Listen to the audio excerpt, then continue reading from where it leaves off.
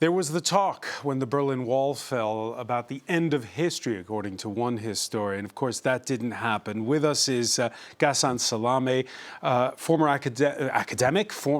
present academic, former diplomat at the United Nations, advisor to Kofi Annan, Lebanese culture minister. Your latest book, The Temptation of Mars, reviews why the world's become more confrontational. I want to talk to you about it. First, let's talk about your last official gig, which was as the special envoy to Libya from 2017 to 2020. Your latest successor just stepped down, saying it's an impossible job and that nobody can do it. Is that true? It's not really true. It depends what you are looking for. I was looking for something more realistic than having a operational state, great democracy, fair elections. I was not looking for that. I was looking first for a ceasefire because I found the country at war with itself. So I was looking for a ceasefire. It's also a rentier economy where most people live on what the government gives them out of the oil revenues. So you needed the oil to flow in order to feed the budget and the national budget to feed every single Libyan, every one of the 7 million Libyans. So if you have these two things, a ceasefire where kids can go to school, and if you have on top of that the oil flowing almost regularly so the country can live and eat and go to work as much as possible, then this is something great. And I should say that together with my deputy and my team, we have been able to produce that. We have been able to produce a ceasefire that is holding until this moment, 4 years later, and the oil is flowing until this moment. Now, one can think of going a step further, and he should think, and my successors tried to go a step further, which is to produce an elected, legitimate, democratic government. This was not possible. And this brings us to kind of the common thread of what you talk about. Peace building is so difficult. Democratic institution building is very difficult. The ceasefire was difficult, but we produced something original, which is the 5+5 military committee that produced the ceasefire. Keeping the oil production safe was difficult because a lot of people were interfering with it. Now it's flowing, and in fact, in the past few years, Libya has signed many new contracts. Producing a political structure that is at the same time legitimate and democratic is a much bigger order. Yeah. And at the time, there was the complaint, the UN's dysfunctional. The world's nations that sit at the Security Council can't get along. Of course, it seems like paradise back then when you compare to today, with the divisions over Ukraine, the divisions over the Middle East, now divisions even over things like sending nuclear inspectors to North Korea. You are pointing to something serious that goes way beyond Libya, as you say. It is the paralysis of the Security Council. But I should say something here in defense of the rest of the UN, because the UN is not only the Security Council. It's an archipelago of institutions, and some of them are doing a great job. If you stop today the World Food Programme or the UNHCR, millions of refugees, millions of people who need food would suffer much more than they do right now. Now, the Security Council depends on the will and the trust among great powers. When you have some level of trust, as we had in the 1990s, when the Security Council voted so many resolutions in order to liberate Kuwait, to punish Iraq, to sanction the occupation and annexation of Iraq, that was great. But that trust was lost. And it was lost like 20 years ago, mainly because of George W. Bush invasion of Iraq. In 2003, the invasion of Iraq. Yes, the invasion of Iraq. This is the original sin, because since that time, trust has been lost among great powers. First, every great power wanted to emulate the United States. If the United States that produced the UN at San Francisco Conference in 1945, that is looking or saying that it is preaching a rules-based order, international order, is violating that order by invading without an authorization of the Security Council against the will of many great powers like France, Germany, Russia, etc., why shouldn't we do the same? The Russians, a few years later, invaded Georgia and then invaded Ukraine.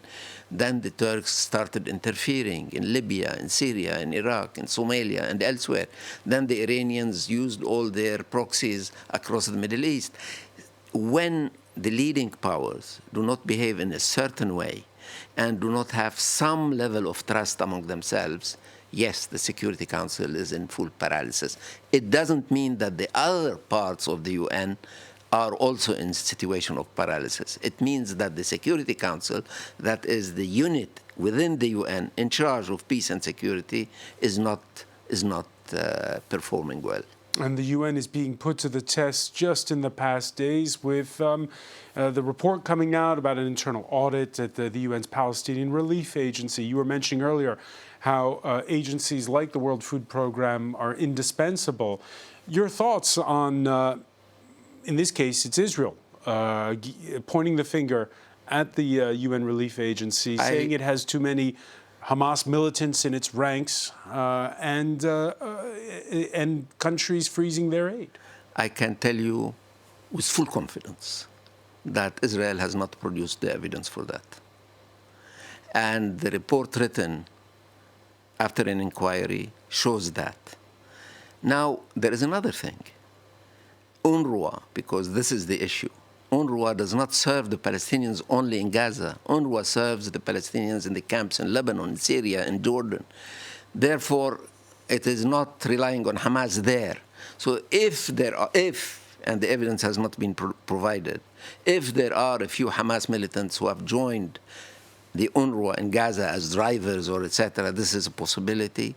They don't change the fact that without UNRWA, the Palestinian people will suffer much, much more.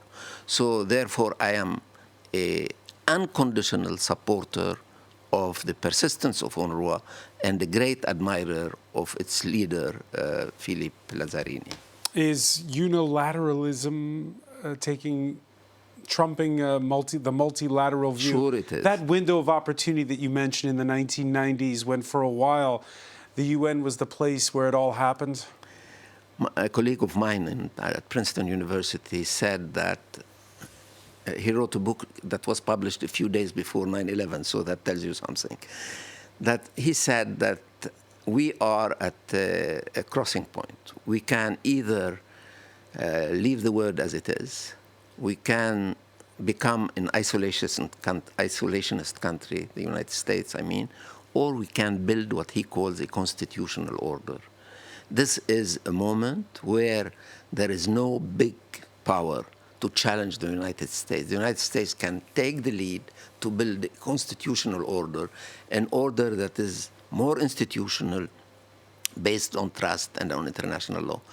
I think that Clinton, to a large extent, lost that opportunity by not joining the ICC when it was produced in the International Criminal Court in 1990, by not using the fact that all countries of the world, almost all, with a few exceptions like India, Pakistan, and Israel, have accepted that the Treaty on Non-Proliferation be open-ended, which is a big decision, that you have 185 countries coming together and saying, we will not try to become nuclear powers. This is big, forever.